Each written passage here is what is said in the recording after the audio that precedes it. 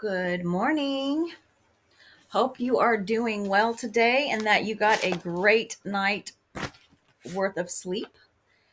We are still in week 39, and today we are going to read day 269. It is September 25th, and we will be reading out of the book of Isaiah, chapter 45, verses 11 through chapter 48 to verse 11. And I'm going to just jump right in. This is what the Lord says, the Holy One of Israel and its Maker. Concerning things to come, do you question me about my children or give me orders about the work of my hands? It is I who made the earth and created mankind upon it. My own hands stretched out to the heavens. I marshaled their starry hosts. I will raise up Cyrus in my righteousness. I will make all his ways straight. He will rebuild my city and set my exiles free. But not for a price or reward, says the Lord Almighty. This is what the Lord says. The products of Egypt and the merchandise of Cush and those tall Sabians, they will come over to you and will be yours. They will trudge behind you, coming over to you in chains. They will bow down before you and plead with you, saying, surely God is with you, and there is no other. There is no other God. Truly, you are a God who hides himself, O God and Savior of Israel. All the makers of idols will be put to shame and disgrace. They will go off into disgrace together. But Israel will be saved by the Lord with an everlasting salvation. You will never be put to shame or disgraced to ages everlasting. For this is what the Lord says, He who created the heavens, He is God. He who fashioned and made the earth, He founded it. He did not create it to be empty, but formed it to be inhabited. He says, I am the Lord, and there is no other. I have not spoken in secret from somewhere in a land of darkness. I have not said to Jacob's descendants, seek me in vain. I, the Lord, speak the truth. I declare what is right. Gather together and come assemble, you fugitives from the nations. Ignorant are those who carry about idols of wood, who pray to gods that cannot save. Declare what is to be, present it. Let them take counsel together. Who foretold this long ago? Who declared it from the distant past? Was it not I, the Lord? And there is no God apart from me, a righteous God and a Savior. There is none but me.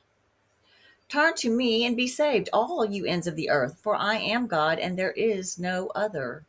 But myself I have sworn, my mouth has uttered in all integrity a word that will not be revoked. Before me every knee will bow. But by me every tongue will swear. They will say of me, in the Lord alone are righteousness and strength. All who have raged against him will come to him and be put to shame. But in the Lord all the descendants of Israel will be found righteous and will exult. Bel bows down, Nebu stoops low. Their idols are borne by beasts of burden. The images that are carried about are burdensome, a burden for the weary. They stoop and bow down together, unable to rescue the burden. They themselves go off into captivity. Listen to me, O house of Jacob, all you who remain in the house of Israel, you whom I have upheld since you were conceived and have carried since your birth. Even to your old age and gray hairs, I am He. I am He who will sustain you. I have made you and I will carry you. I will sustain you and I will rescue you. To whom will you compare me or count me equal? To whom will you liken me that we may be compared? Some pour out gold from their bags and weigh out silver on the scales. They hire a goldsmith to make it into a god, and they bow down and worship it. They lift it to their shoulders and carry it. They set it up in its place, and there it stands. From that spot it cannot move. Though one cries out to it, it does not answer. It cannot save him from his troubles. Remember this, fix it in mind, take it to heart, you rebels. Remember the former things, those of long ago. I am God, and there is no other. I am God, and there is none like me. I make known the end from the beginning, from ancient times, what is still to come.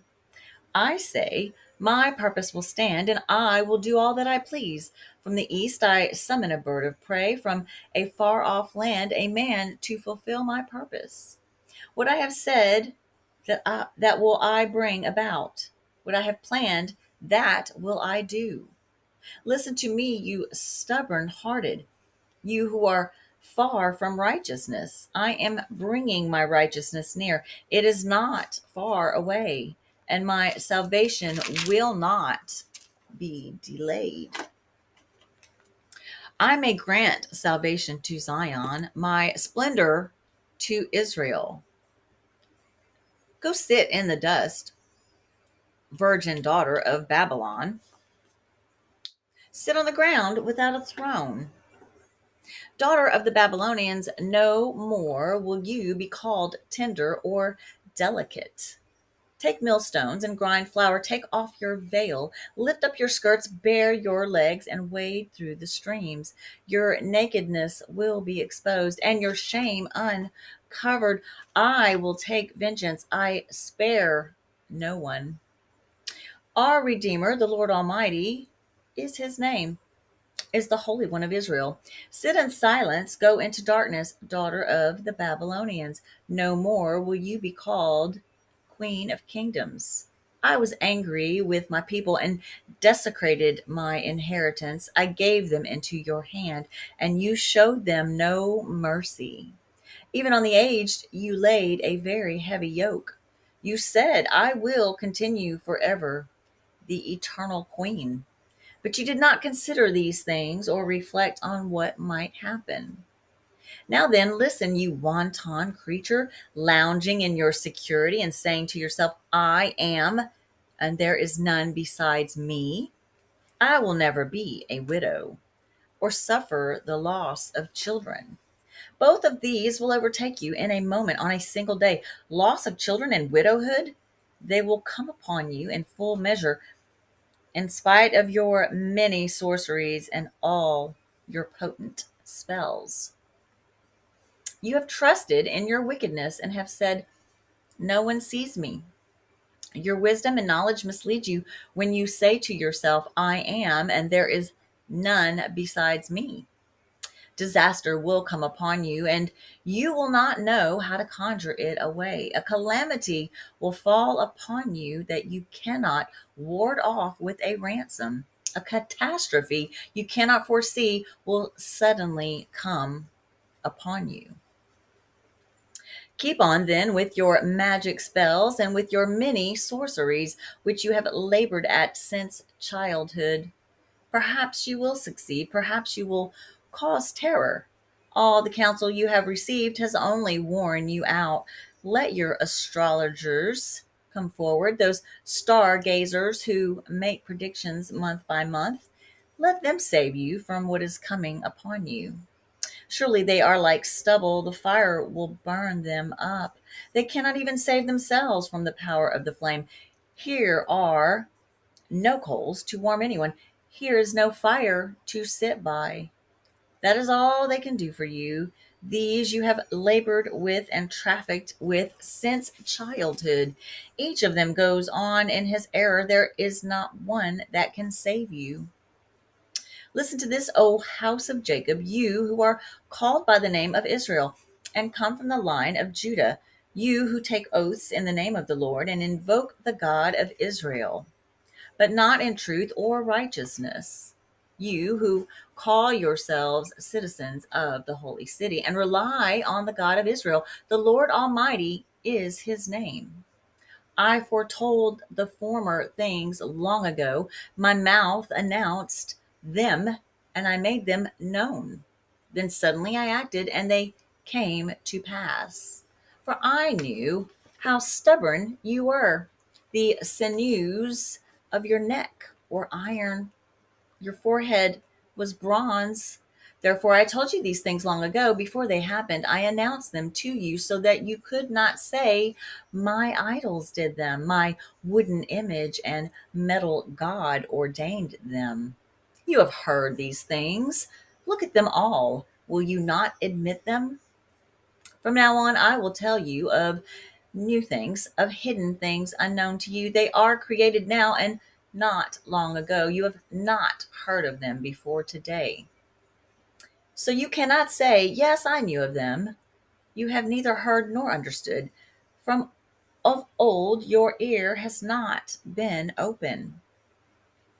Well, do I know how treacherous you are? You were called a rebel from birth. For my own name's sake, I delay my wrath. For the sake of my praise, I hold it back from you, so as not to cut you off. See, I have refined you, though not as silver. I have tested you in the furnace of affliction. For my own sake, I do this. How can I let myself be defamed? I will not yield my glory to another.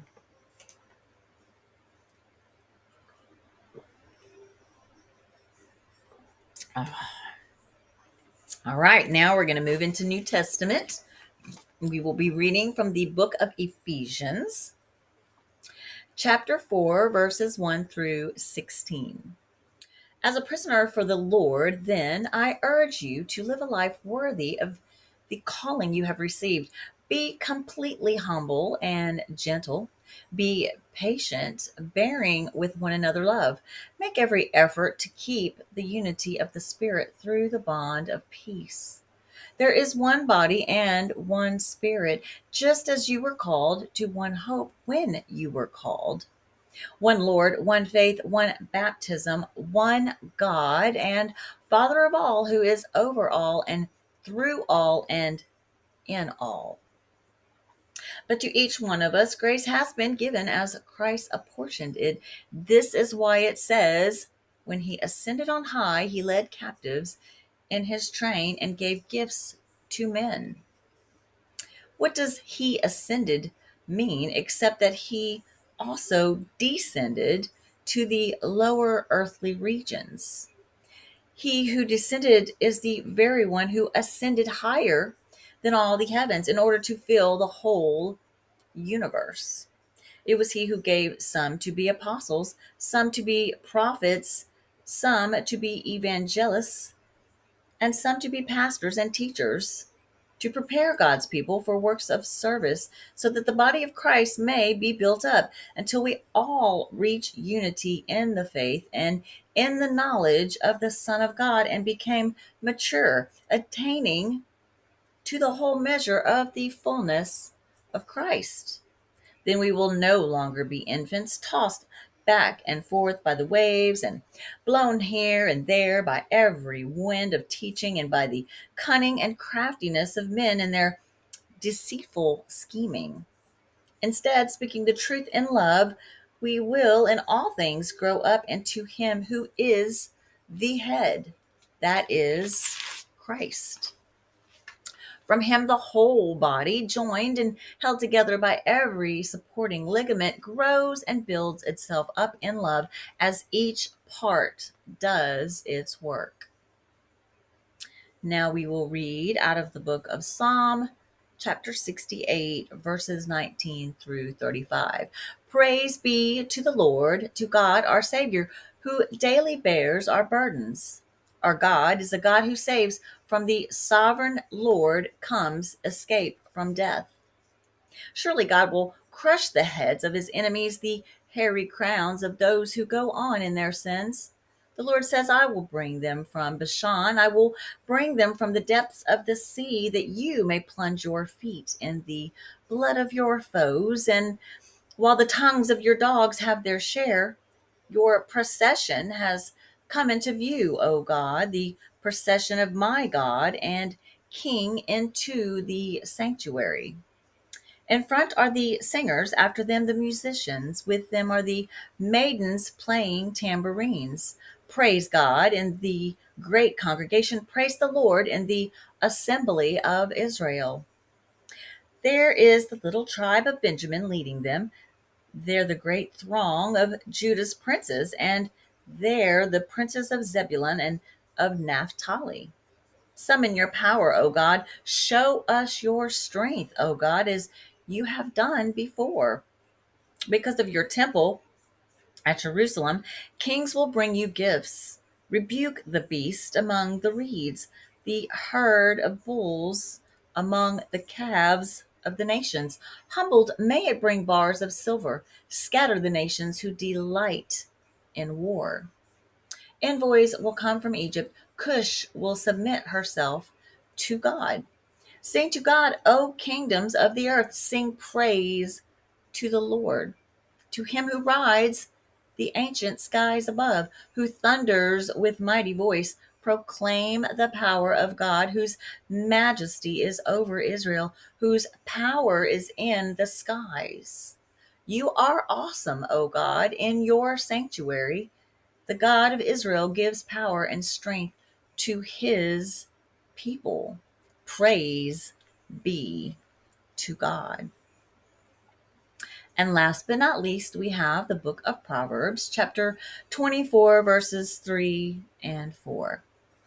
By wisdom, a house is built, and through understanding, it is established. Through knowledge, its rooms are filled with rare and beautiful treasures. All right, guys, that concludes today's reading. I really appreciate you being here, and I thank you so much for joining me today. And some days I have such an amazing cadence. I really enjoy reading the Bible, and it just flows. Other days it's choppy, and I lose my place, and I fumble, and I don't know. Today was a good day. It was a good reading, and I hope that you thoroughly enjoyed it, because I thoroughly enjoyed reading it. It just flowed so smoothly. Thank you, Lord Jesus. I hope that you have a great rest of your day, and that you have so many blessings, and that you enjoy all of them and you live in the moment. Have a great day. Bye now.